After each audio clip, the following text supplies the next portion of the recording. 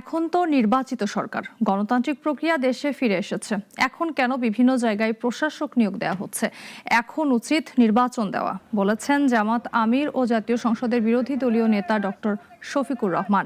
দুপুরে মৌলভীবাজারে কুলাউড়ায় ঈদ পরবর্তী কুশল বিনিময় শেষে তিনি এসব কথা বলেন। তিনি বলেন, নিয়োগকৃত প্রশাসকদের কোনো দায়বদ্ধতা নেই। অনতিবিলম্বে সকল স্থানীয় সরকার নির্বাচন দেওয়ার দাবি জানিয়েছেন তিনি। একটা সরকার বসেছে, এখন তো গণতান্ত্রিক প্রক্রিয়া দেশ ফিরে আসবে।